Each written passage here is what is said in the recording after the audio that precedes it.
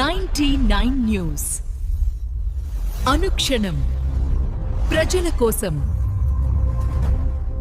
నమస్కారం. 99 న్యూస్ కు స్వాగతం.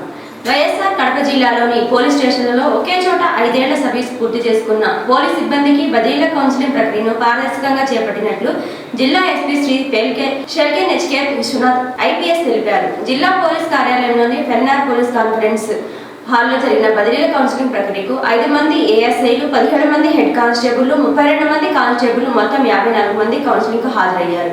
ఈ సందర్భంగా జిల్లా ఎస్పీ శ్రీ షెల్కే నచికేత్ విశ్వనాథ్ ఐపీఎస్ సిబ్బందితో మాట్లాడారు. పలు సూచనలు చేశారు. ఒకే పోలీస్ స్టేషన్ లో 5 సంవత్సరాల సర్వీస్ పూర్తి చేసుకున్న పోలీసులకు నిబంధనల ప్రకారం పారదర్శకంగా బదిలీల ప్రక్రియ చేపట్టడం జరిగిందన్నారు.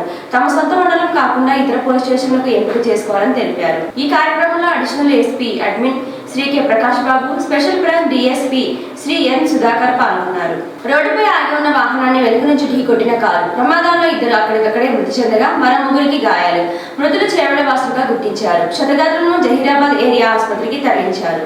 ప్రముఖ సినీ ప్రొడ్యూసర్ ఆర్బీ చౌదరి దుర్మరణం. ఉదయపూర్ రోడ్డు ప్రమాదంలో ఆర్బీ చౌదరి మృతి చెందారు. పలు భాషల్లో 90కి పైగా చిత్రాలు నిర్మించిన R B Choudary, super good film సంస్థ అధినేత ఆర్బీ చౌదరి తెలుగులో రాజా, సూర్యవంశం, సుస్వాగతం చిత్రాలు నిర్మించారు. జీడిమెట్ల పిఎస్ పరిధిలోని చింతన్ అంబేద్కర్ నగర్ లో ఘటన చోటు చేసుకుంది. ఏపీ అన్నమయ్య జిల్లాకు చెందిన శివారెడ్డితో కలిసి 10 ఏళ్లుగా సహజీవనం చేస్తున్న మహిళ, వీరితో కలిసి ఉంటున్న మహిళ కుమారుడు శివారెడ్డి నిత్యం వేధిస్తున్నాడని మటన్ కత్తితో నరికి చంపిన తల్లి, కొడుకు శవాన్ని సంచిలో మూటగట్టి మాయం చేసే క్రమంలో సమాచారం అందుకుని తల్లి కొడుకును అదుపులోకి తీసుకున్న పోలీసులు. TVK party chief Vijay assembly ఎన్నికల బరిలోకి దిగినప్పటి నుంచి ఎన్నో వివాదాలు, మరెన్నో అడ్డంకులు. కరూర్ తొక్కిస్లాలపై సిబిఐ దర్యాప్తు, తమ కూటమిలో చేరాలని పార్టీల నుండి ఒత్తిళ్లు, విజయ్ చివరి సినిమా జగన్నాయకన్ రిలీజ్ కు ఇబ్బందులు, వ్యక్తిగత జీవితంలో విడాకులు సహా అనేక ఒడిదుడుకులు. ఒత్తిళ్లు నేను చూసుకుంటా, మీరు గెలుపుపై దృష్టి పెట్టండి పార్టీ కార్యకర్తలకు పిలిపించిన విజయ్ చివరకు ఏమైంది? తన క్యాడర్కు సంచలన విజయం రుచి చూపించారు. మామూలు గెలుపు కాదిది, చరిత్ర లిఖించారు. ఒంటరిగానే తమిళనాడులోని మొత్తం అసెంబ్లీ స్థానాల్లో పోటీ చేసి విజయ్ టీవీకే పార్టీకి అత్యధిక స్థానాలు దక్కాయి.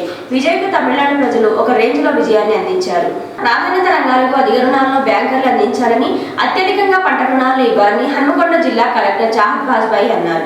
హన్మకొండ జిల్లా కలెక్టరేట్ లోని కాన్ఫరెన్స్ హాల్లో 2025-26 వార్షిక సంవత్సరానికి గాను బ్యాంకులు ఇచ్చిన రుణాలపై బ్యాంకర్లతో జిల్లా స్థాయి సమీక్ష కమిటీ, డిఎల్ఆర్సి జిల్లా సంప్రదింపుల కమిటీ సమావేశాన్ని నిర్వహించారు.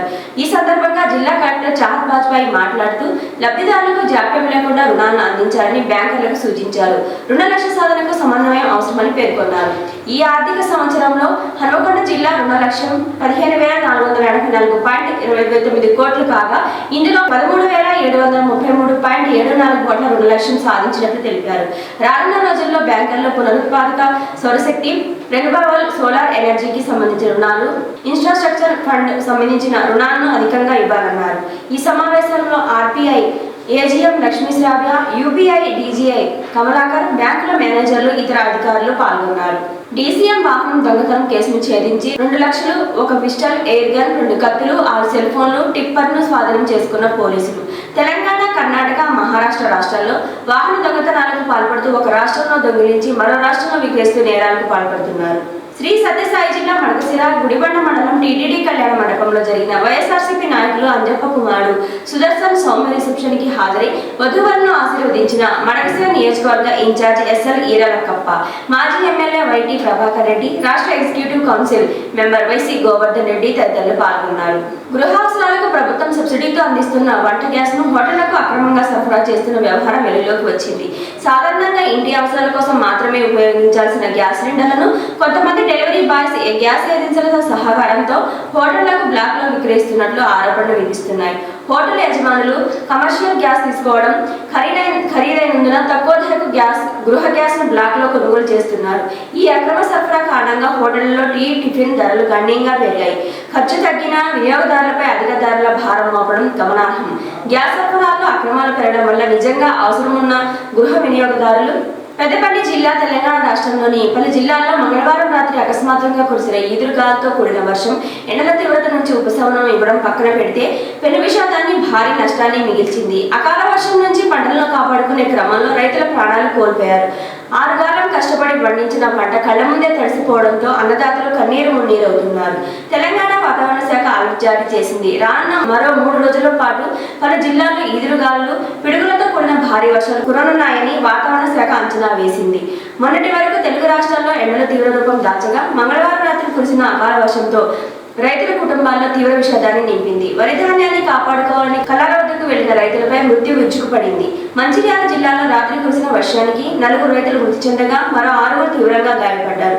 అయితే అకాల వర్షాలతో రైతుల ప్రాణ నష్టం, పంట నష్టం వాటిల్లింది. దీంతో తమను ఆదుకోవాలని ప్రభుత్వాన్ని రైతులు డిమాండ్ చేస్తున్నారు.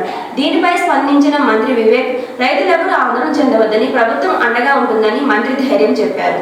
ఈ వార్తలు ఇంతటితో సమాప్తం. 99 న్యూస్ అనుక్షణం ప్రజల కోసం.